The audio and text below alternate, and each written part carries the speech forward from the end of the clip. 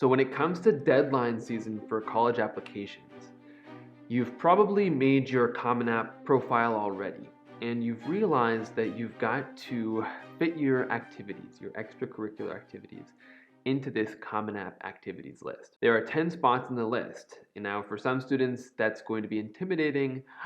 I don't know how I'm going to fill all those spots, and for other students it's going to be tricky.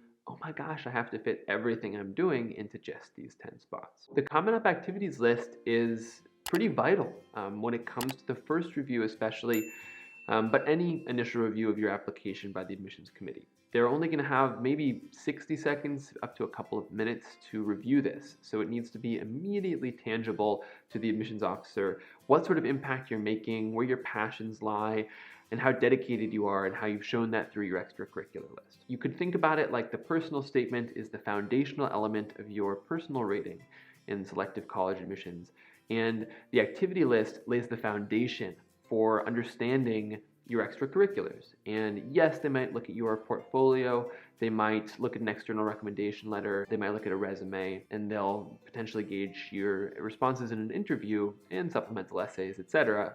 But the baseline is getting the activities list right is essential to essentially preparing your reader to understand the rest of the materials that you're going to be submitting that are going to add depth and color to what you've written in your activities list. And you have very limited space within which to do this. You have 150 characters, not words, to jam in as much as you can about why this was a meaningful thing that you engaged in. The first thing that I would always advise a student to do when they're approaching the activities list is to list out everything that they do with their free time. This is part of a process that I work through with students when it comes to extracurricular activities and planning them as well.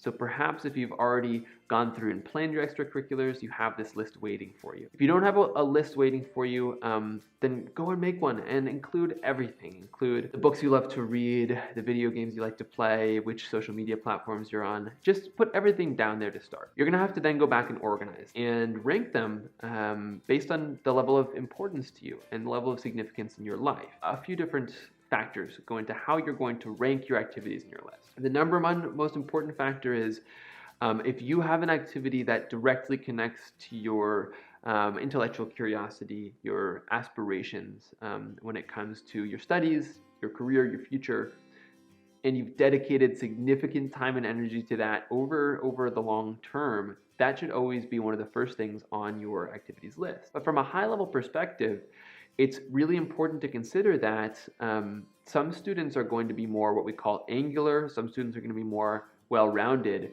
Most of the time, it's not going to play great with highly selective universities to try to jam too many different kinds of things into the first 3 to 5 items on your list. So if there's some cohesion here, if there's a relationship, if you've got a robotics team and then you also have a computer science Olympiad, that's a clear connection there. Theater and fine arts that you're engaged in, and you're doing something to combine those two skills. These are ways to show that you have expanded within a certain field of focus, but at the same time that you're really driven to pursue a particular kind of interest of yours. I recommend that students don't try to balance in too many more than 2 or 3, kind of central threads, most important things that they want the admissions officer to take away from that list. So make sure you have those in mind. Once you've listed everything out, make sure you know, here's what I'm highlighting, and I know exactly why I'm highlighting it. It's going to support my application and what I'm saying about my character and my personality and principles in this tangible way. Once you've arranged your activities in that way, you're going to,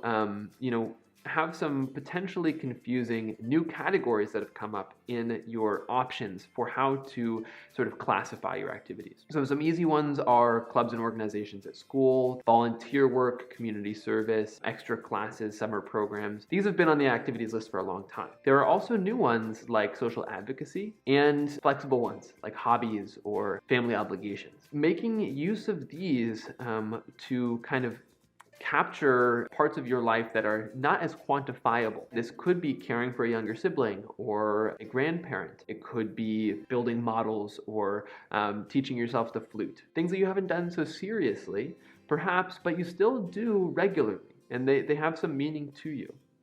these can go toward generally the end of your activities list. And one simple tip that I can always give to students is if you have a couple of activities that are closely connected, maybe not exactly the same, you can sort of lump them together. And this works perfectly well for hobbies, for instance, or family obligations. If you have several family obligations, several hobbies, they're all important to you, then one great way to really maximize your usage of the space in the activities list, combine them and make sure that you are pulling out the most important skills or traits that you gain throughout each of these activities. So remember, as you look back over your activities list, you're about to submit it, you're feeling good, you're going to have to do a couple of things with this activities list. And it might go one way or the other. You might have first made a resume and then make an activities list. You might first make an activities list and then make a resume. So we'll have a video later on about that resume in particular, but bear in mind that you're going to have to do some adapting back and forth. And